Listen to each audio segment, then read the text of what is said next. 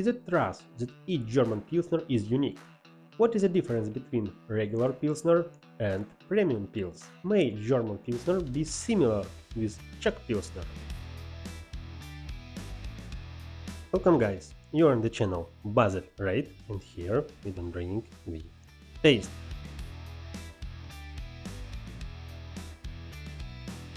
And today we are degustating two German Pilsners.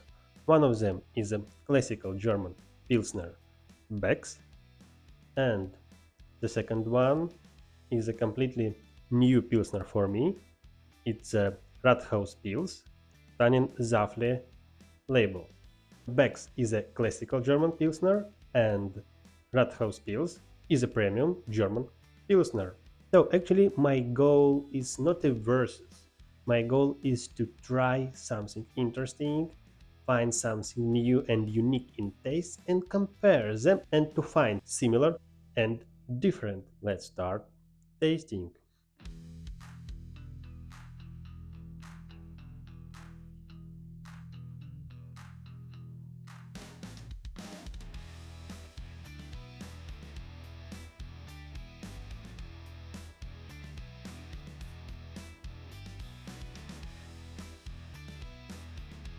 Look at this interesting bottle of Rothaus Pils. It has very interesting paper label with such interesting picture. What can we see from the first view? Both of the beers are losing its foam very quickly, but probably it shouldn't affect the taste of this beer. So let's check the color first.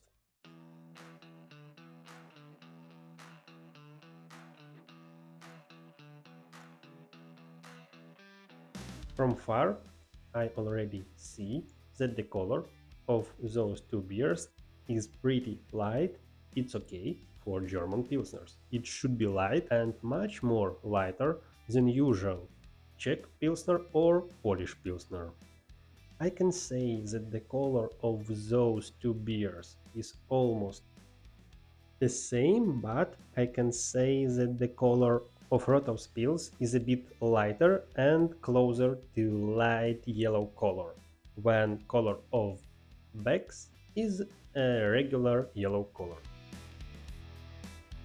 I can say that I'm already feeling the aroma from far, so let's check the aroma.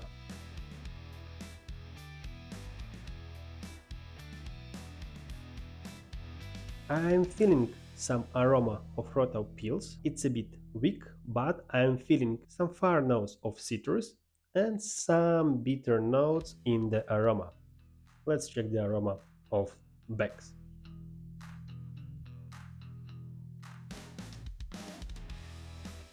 As I mentioned, they are a bit different kinds of Pilsner. This is a regular Pilsner and this is a premium Pilsner. So the aroma of Beck's is a bit different from the aroma of Rothaus Pils.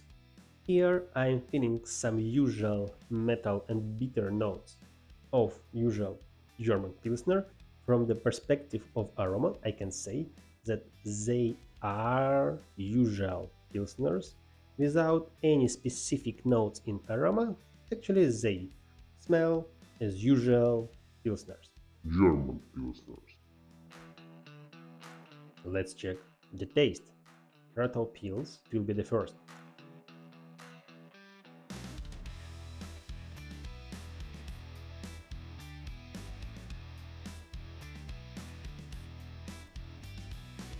As for me, it's a classical German Pilsner in scope of aftertaste, in scope of body, in scope of everything.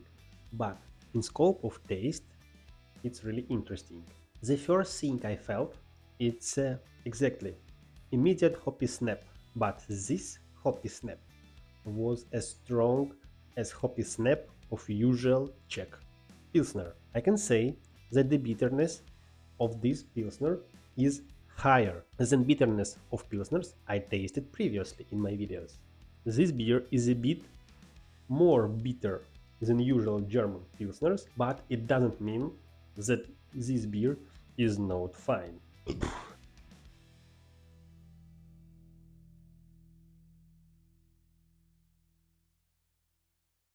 Interesting thing that this beer opens its aroma only after tasting. So I can say that I started to feel some usual Pilsner notes brighter and brighter after tasting its taste.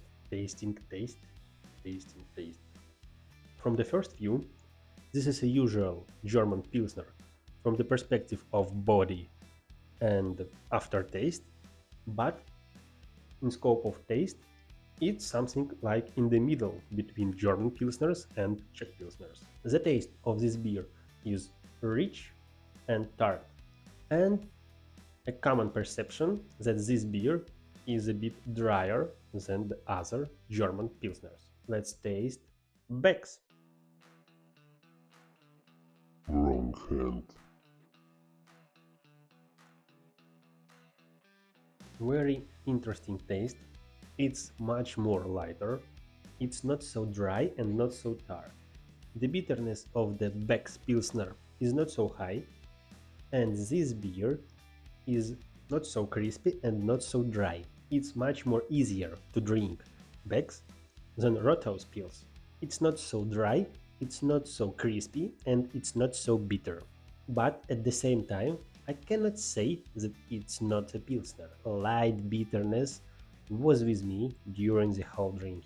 In scope of taste, this Pilsner has a lot of unique parts in scope of bitterness, in scope of tart body, in scope of dry body, usual Pilsner etalon.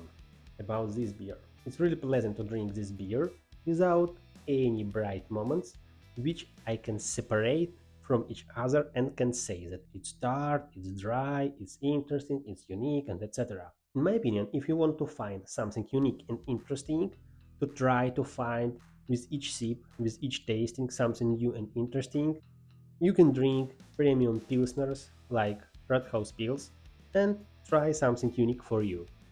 If you want just to enjoy this taste and with other parts of the beer without any complicated things, without any complicated moments in the taste, choose Becks. Those beers are completely not comparable kinds.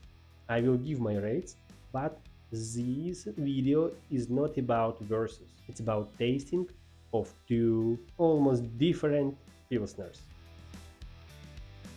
So we can see that the foam almost disappeared, but let's check the body and aftertaste together.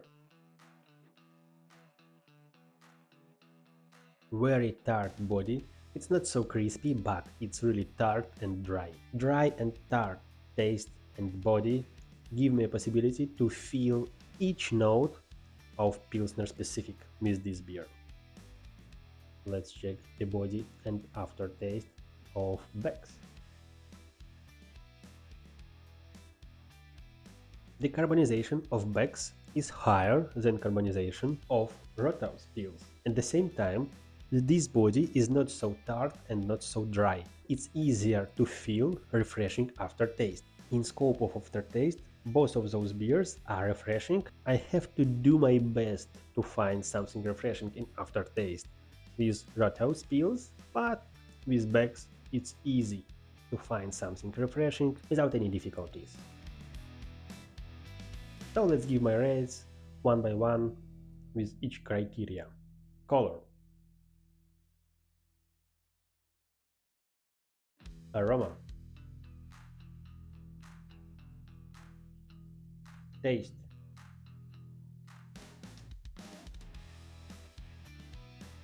body, aftertaste, and common rates of those beers you can check here.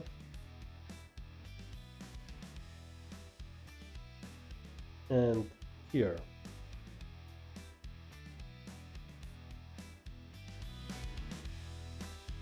So today we degustated two more German Pilsners.